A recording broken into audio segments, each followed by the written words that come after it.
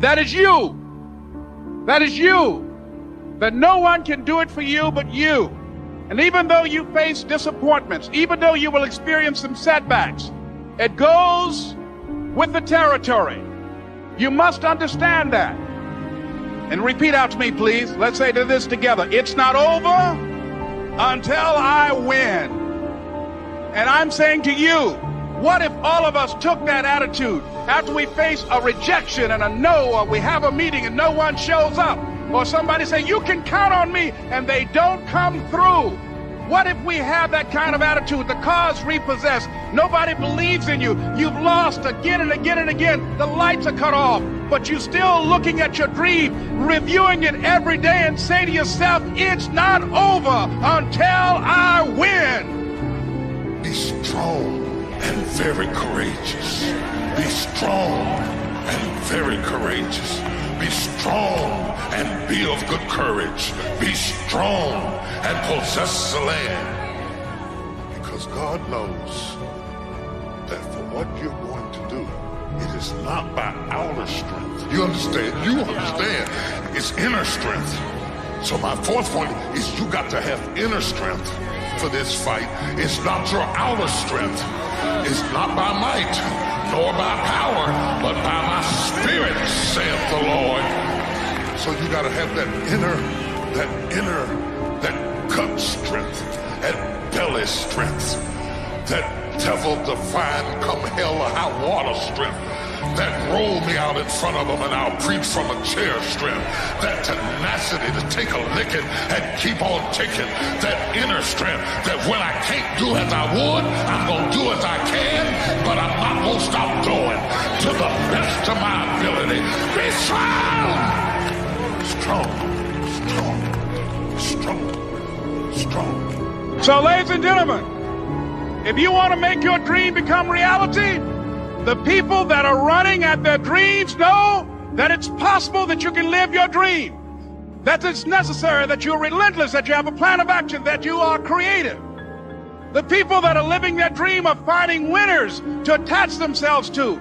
The people that are living their dreams are the people that know that if it's going to happen, it's up to them. And they're resolving within themselves, it's not over until I win. The people that are running after their dream know they're going to have hard times. They keep on running because they're saying within themselves, I'm the one. I'm the one. No matter how bad it is or how bad it gets, I'm going to make it. The people that are running after their dreams are the people that are hungry. Shake somebody's hand on your right and left and say, you got to be hungry. And as you run toward your dream, that if you want a thing bad enough to go out and fight for it, to work day and night for it, to give up your time, your peace, and your sleep for it, if all that you dream and scheme is about it, and life seems useless and worthless without it, and if you gladly sweat for it and fret for it and plan for it and lose all your terror of the opposition for it, and if you simply go after that thing that you want with all of your capacity, strength and sagacity, faith, hope and confidence, and stern pertinacity, if neither cold poverty, famish or gulf, sickness or pain or body and brain can keep you away from the thing that you want, if dogged and grim you besiege and beset it, with the help of God you'll get it. Willingness to do whatever it takes to achieve. Some people say, well, I'll do it for a little while and see what happens. You know, I'll try a couple of things. If that doesn't work, I'm out of here. And all of us know that that kind of person doesn't have much of a future. But if you're willing to do whatever it takes, if I have to learn a couple of things, I will learn those things. If I got to learn 5 or 6 things, I'll learn all 6. If I have to take an extra class, I'll take an extra class. If I've got to read the books, I'll read the books. If I have to consult with people who know more than I know, I will do the necessary consulting. Whatever it takes, I will do.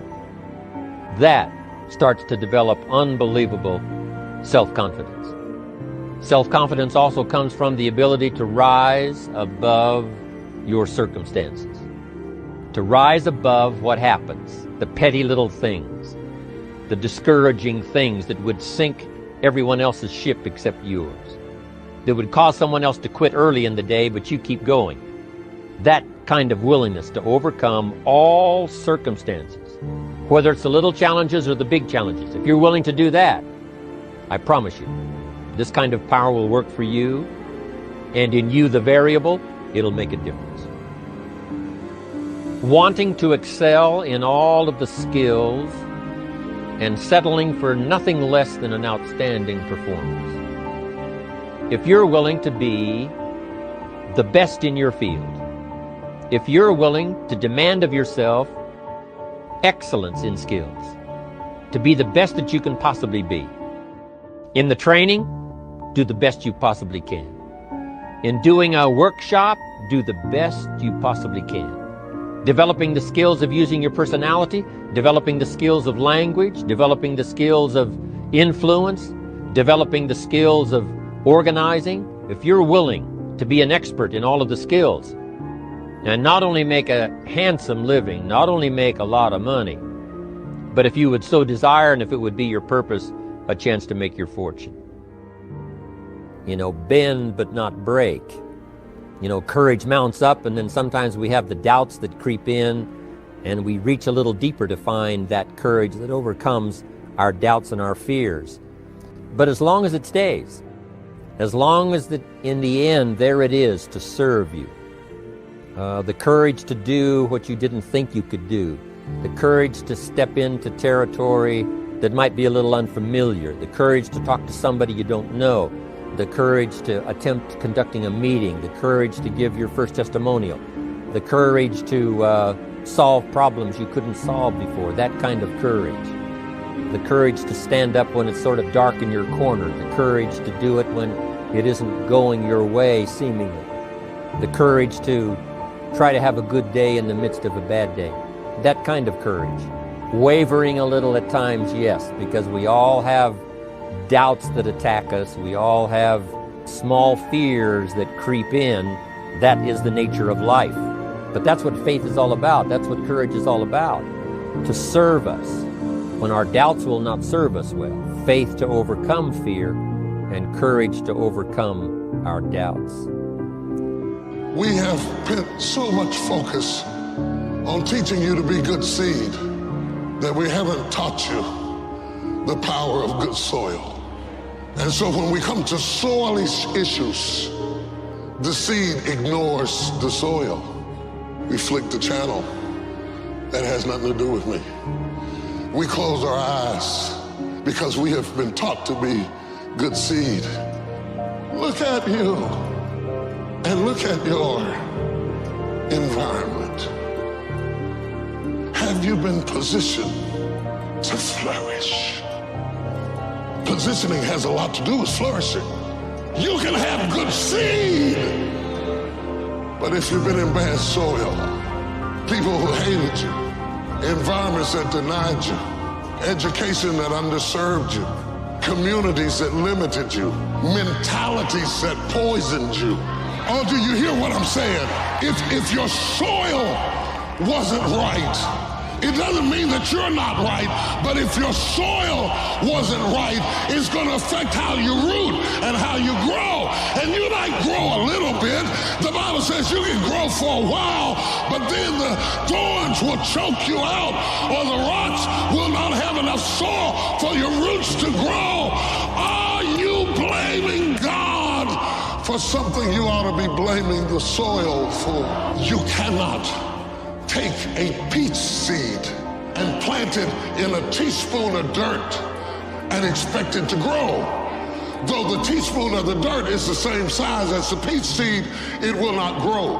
The seed will only grow when it is planted in something bigger than itself. And I want to know, where are you planted this morning? Are you planted in something bigger than you? Or have you always been planted in teacups? Surrounded by little dirt, little resources, small-minded people, narrow, limited places that never let you stretch to reach your capacity. Sometimes you gotta go where the core